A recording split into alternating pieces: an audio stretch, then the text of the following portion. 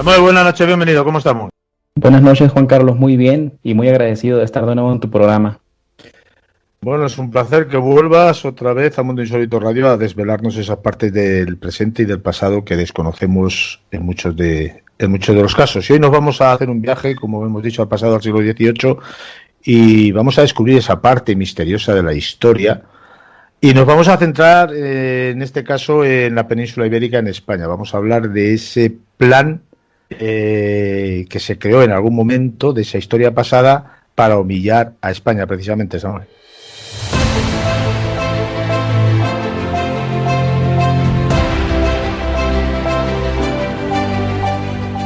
Sí, es un tema muy interesante. Yo siempre abogo porque este tema lo conozca tanto nuestros amigos españoles como nosotros mismos acá en Sudamérica, refiriéndome desde México hacia la Patagonia, ¿no? Porque es un tema que nos explica muy bien por qué pasa lo que pasó, o pasó lo que pasó, más bien dicho,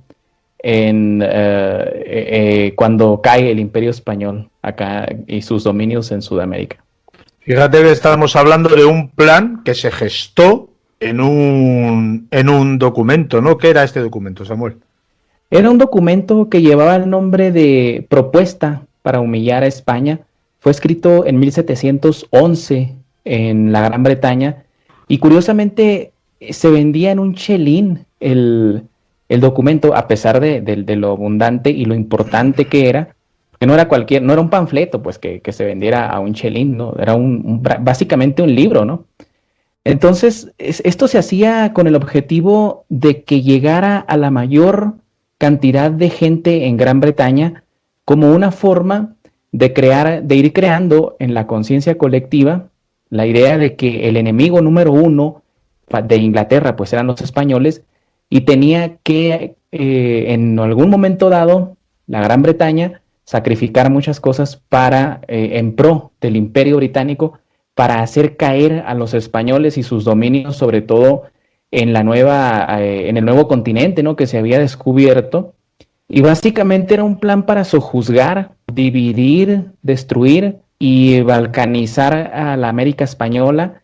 Y este plan empezó en 1711 y se puso en marcha ya unos años después, en 1804 y en 1809. Ojo, es cierto que pasa mucho tiempo de 1711 a 1804, pero es que estos planes, como son de visión geopolítica, ¿no? Estas personas piensan en siglos y ven en continentes, ¿no? No ven de lunes a viernes como la mayoría de nosotros lo hacemos.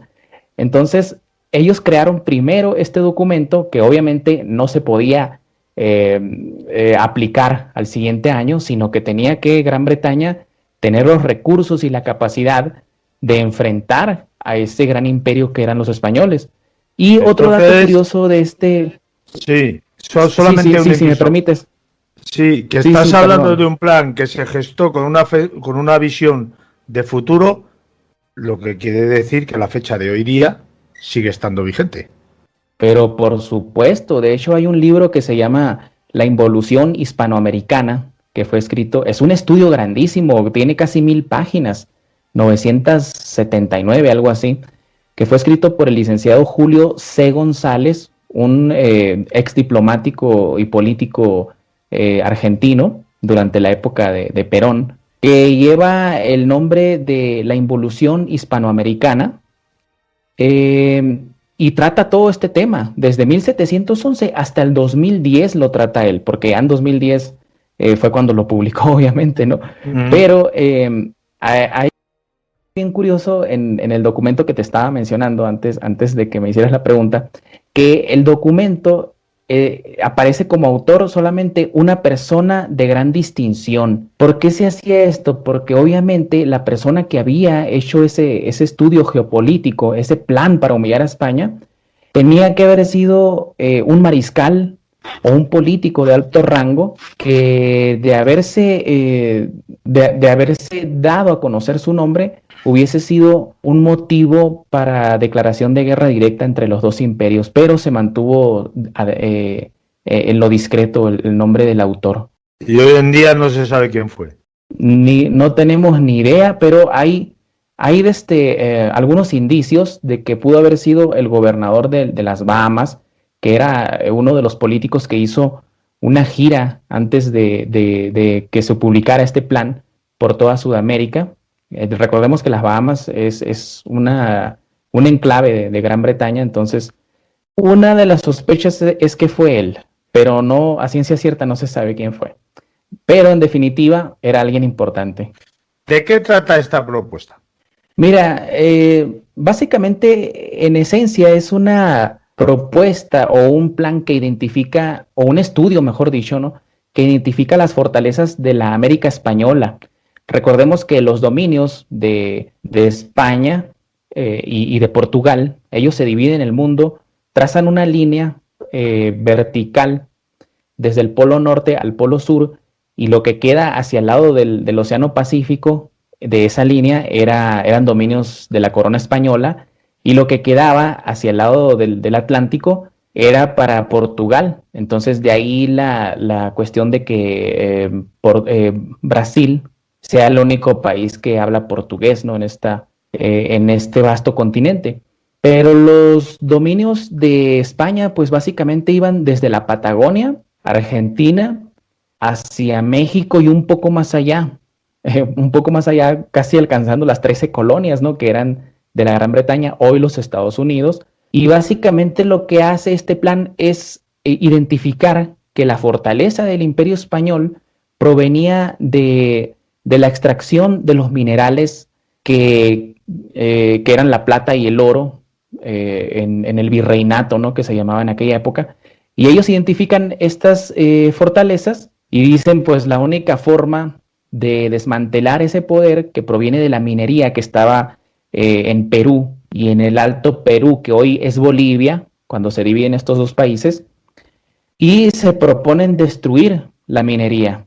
Un apunte que quiero hacer, Juan Carlos, antes de que se me pase, es que todo este documento hace convergencia con otros eventos históricos, como por ejemplo en 1776, cuando ya se publica la obra, la máxima obra de Adam Smith, que es La riqueza de las naciones, cuando entra, por decir, el capitalismo ya a ultranza, ¿no? En el mundo. Y también hace convergencia con los viajes de Darwin por el mundo. Él hizo un viaje de 5 años por el mundo, en el cual por lo menos 3 años pasó en Sudamérica, haciendo un inventario de la riqueza que había, de las rutas comerciales por ríos, de la minería, de la mano de obra, de los animales que habían. Pero curiosamente no es el tratado que él publica al respecto de Sudamérica, no habla nada de la fauna ni de la flora como lo hizo en otras ocasiones, ¿no?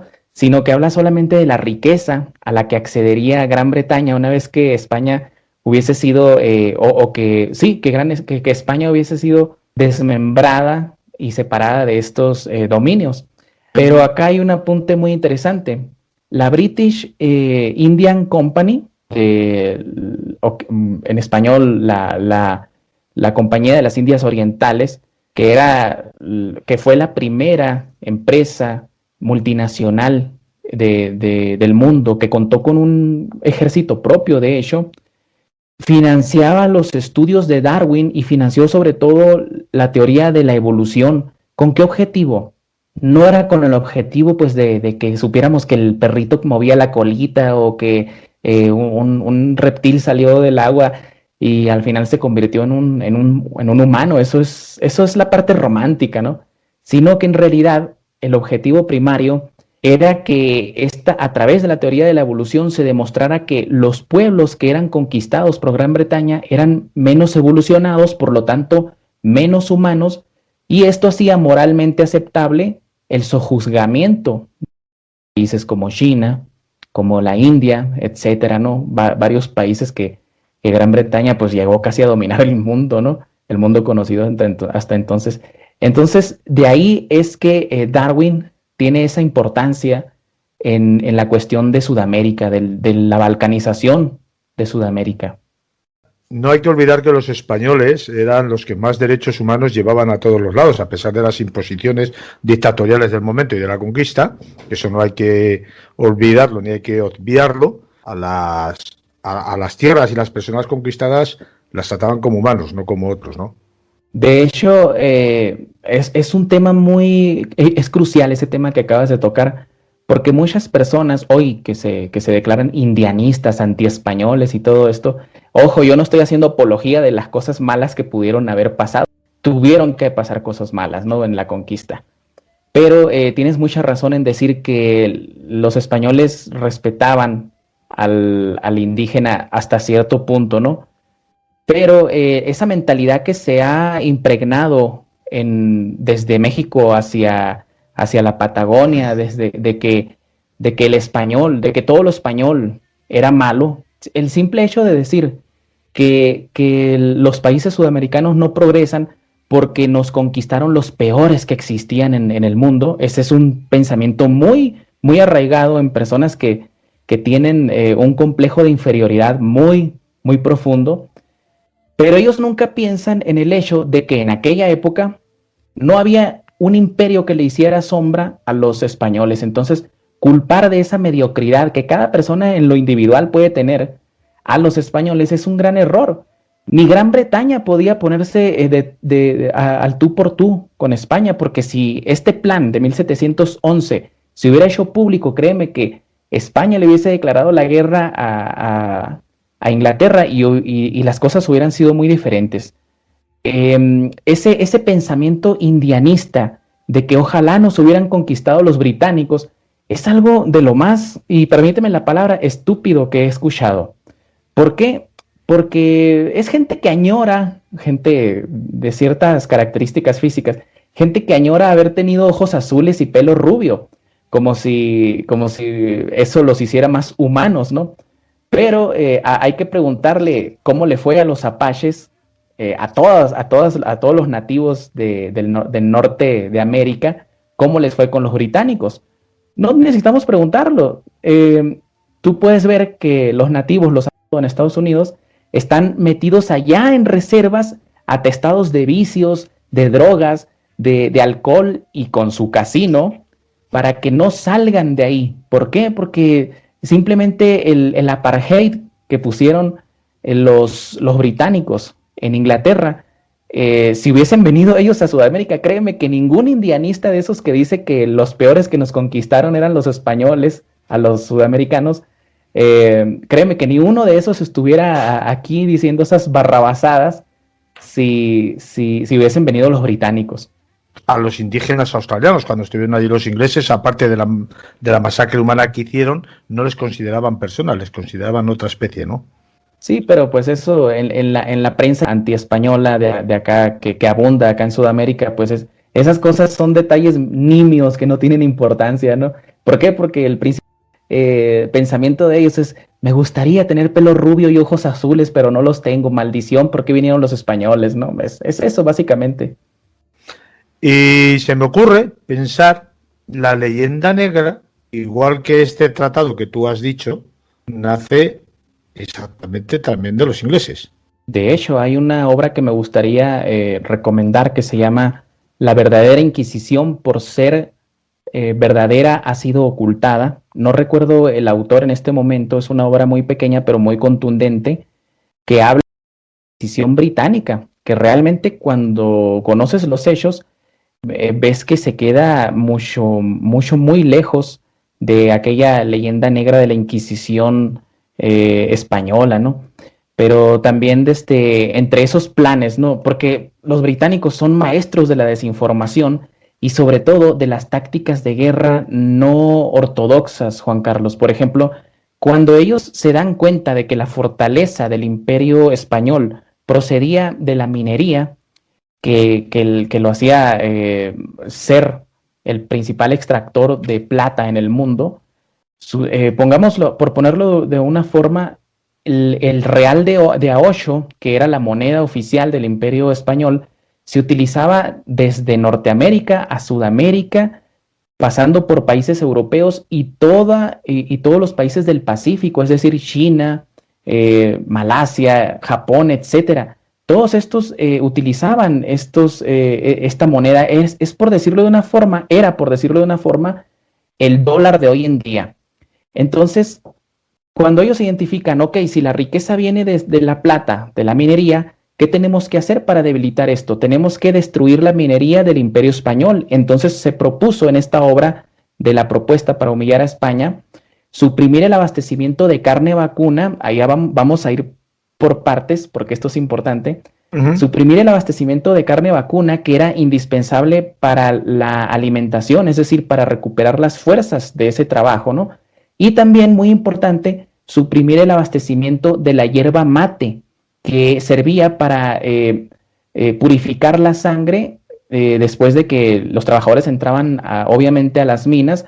Había gases que contaminaban el cuerpo e intoxicaban a las personas, y la hierba mate servía para depurar estas toxinas, ¿no? Entonces ellos se preguntaron de dónde proviene la carne y de dónde proviene la hierba mate. Y resulta pues que la carne provenía de Buenos Aires y Montevideo, hoy territorio uruguayo y argentino, y la hierba mate procedía de Asunción, hoy la capital de Paraguay. Entonces dijeron ellos literalmente, dice en el documento literalmente, tenemos que separar a las tres regiones de tal forma que se conviertan en países que se ignoran recíprocamente. Y así fue como nacieron Argentina, Uruguay, Paraguay, Perú, Bolivia, que dejó de ser el Alto Perú para convertirse en Bolivia. Y hablando de Bolivia, que quiero que no se me pase, recoge su nombre este país de Simón Bolívar, un masón que muchos izquierdistas tienen de héroe acá en Sudamérica, cuando en realidad él era un súbdito de la corona británica y trabajaba bajo las órdenes de la corona británica para desmantelar todo este entramado que tenía España de riqueza, que era un solo territorio, supongamos, o sea, serían los Estados Unidos de Sudamérica, ¿sí? Entonces, Bolívar, en realidad, lo que era, y él lo dice en sus escritos, ¿no? Nosotros no voy a poder vencer sin la Marina Británica. Así de sencillo, ¿no? Entonces, ese supuesto héroe de la izquierda, de los chavistas y de muchos Evos Morales que hay por acá por Sudamérica, pues es una figura de cartón que ellos veneran siempre a la masonería sin darse cuenta, ¿no? ¿Cómo se hacía, Samuel, el comercio en aquella época? El comercio internacional hablo. El comercio internacional, como te digo, era dominado por España a través de la moneda, de una moneda con valor real, no como el oro, que no está fundamentado en nada, que está fundamentado en el petróleo, ¿no? El problema del petróleo es que tú quemas un litro de petróleo y ese petróleo esa ya no existe, ese dólar se queda volando, ¿no? Era moneda dura, de hecho, la moneda se llegó a utilizar en las 13 colonias británicas. A ese nivel de poder tenía la moneda. Y el comercio internacional se dominaba a través del Océano Pacífico, porque el Océano Atlántico prácticamente estaba prohibido para el Imperio Español, porque estaba atestado de piratas y de corsarios. Hay que diferenciar entre pirata y corsario. El pirata es el que trabajaba para sí mismo, y el corsario era un agente bajo las órdenes de su majestad la reina, ¿no? Entonces, todas las rutas las controlaba hacia el Pacífico España a través de puertos en México, de puertos en Perú, en Argentina y en Chile. La Inquisición, sí. Yo tengo entendido que la reina española de la época firmó un tratado con el Papa del momento para que no se hiciera territorio inquisitorial a las tierras conquistadas por la corona. Sí, exactamente. De hecho, la Inquisición llegó mucho después a México, sobre todo. Hay una placa en la Alameda Central de México donde sí, en efecto, se perseguía a los judíos conversos, sobre todo. ¿Por qué se perseguía a los conversos, sobre todo? Porque esto es un error que cometemos muchos, ¿no? De pensar que se perseguía a todos los judíos. En realidad ni en España se perseguía a todos los judíos. A los que se perseguía era a los denominados marranos. Y no es un término despectivo, porque hasta los propios rabinos judíos lo utilizan para describir a los judíos que se convertían al cristianismo simplemente para acceder a los beneficios de la corona española, pero que en realidad seguían practicando el judaísmo en secreto, y esos vendrían siendo los marranos, ¿no? Pero al judío normal, no es que se le tratara tampoco con flores y globos, ¿no? No se le trataba con seda. En realidad simplemente tenía prohibido todo, pero no se le perseguía mientras no fuera un judío marrano. Y hablando ya que tocamos el tema de los judíos, y regresando un poquito al tema de los piratas, fíjate que esto que voy a mencionar es un material que escuché en un video muy interesante de Eli Sully, el rabino Eli Sully, que habla de los piratas. Dice él que en realidad los piratas del Caribe no eran otra cosa que judíos, que se habían armado con botes y con barcos, que se habían asentado en islas sobre todo, porque es una buena forma primero de protegerse y luego de hacer sus operaciones, ¿no?, en el mar. Y estas personas actuaban, según el rabino Eli Sully, bajo la sed de venganza que ellos tenían por la expulsión que sufrieron en 1400 más o menos desde España, ¿no? Entonces, lo que hacían ellos en el Atlántico, que estaba dominado primero por la Marina Británica y los piratas a su servicio, ¿no?, y los corsarios, pues era los pocos buques que zarpaban, sobre todo desde Acapulco, México, desde Veracruz también, hacia España, pues era atracarlos, los atracaban y los hundían a los barcos, ¿no?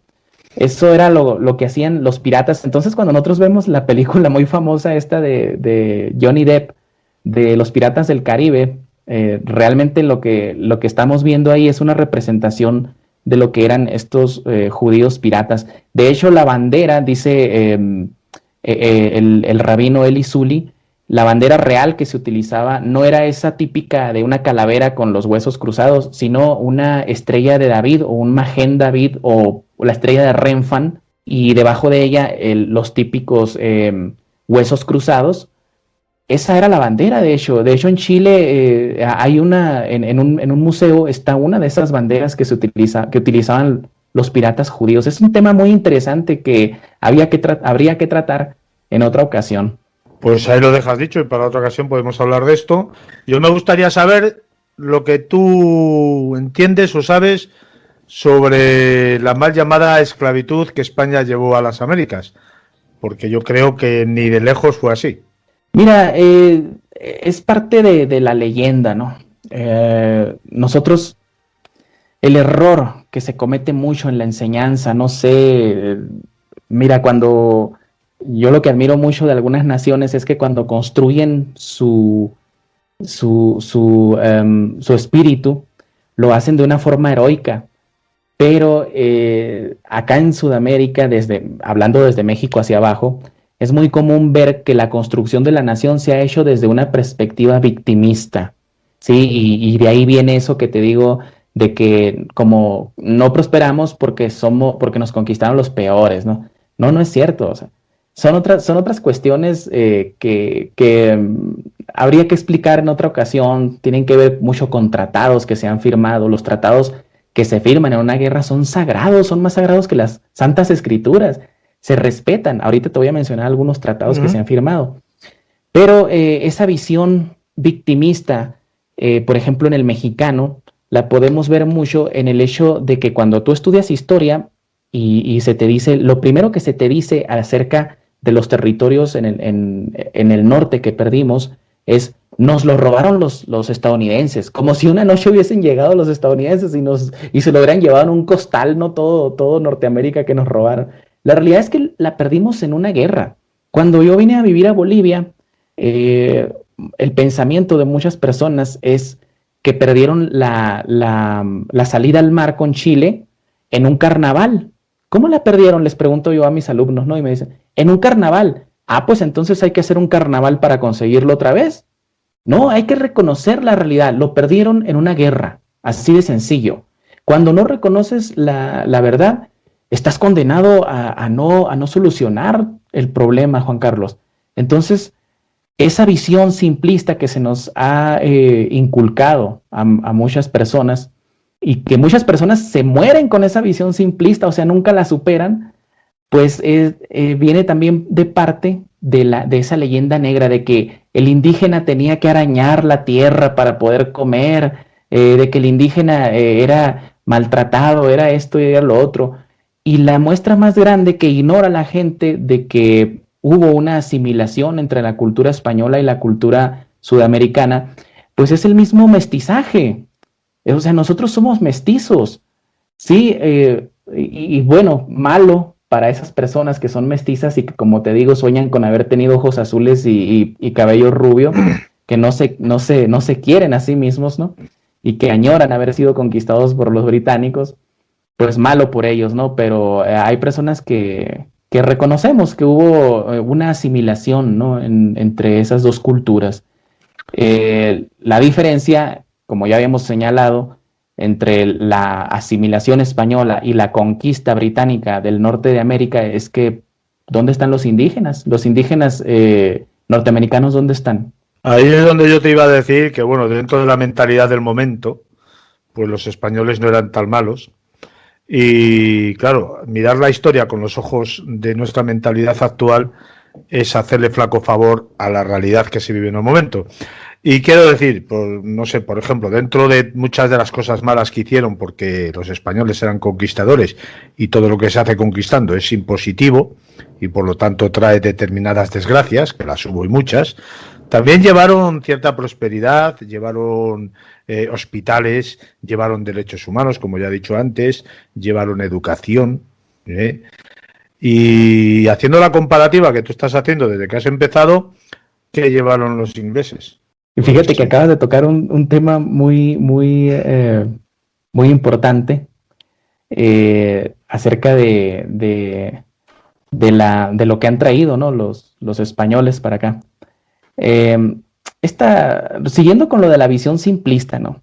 Muchas veces nosotros creemos que las cosas se pueden hacer como nosotros, las personas, el ciudadano normal, pues hace la vida, ¿no? A veces con cierto grado de libertad que hoy pues está totalmente en peligro bajo el contexto de la pandemia, de la supuesta pandemia, ¿no? Que estamos padeciendo.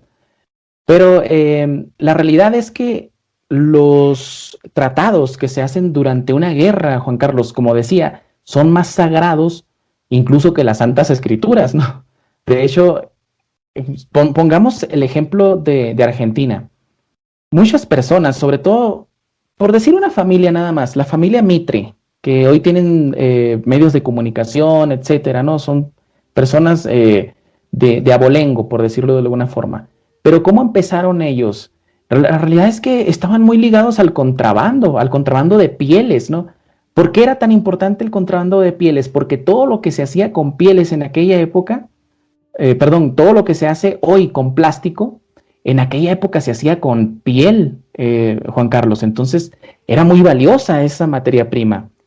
Y estas personas secretamente, cuando empieza el plan de la humillación para España, ya cuando se pone en marcha en 1804, estas personas se ponen al servicio de su majestad la reina británica, el rey, perdón, todavía vivía el rey, y para no errarle vamos a decir corona británica, ¿no?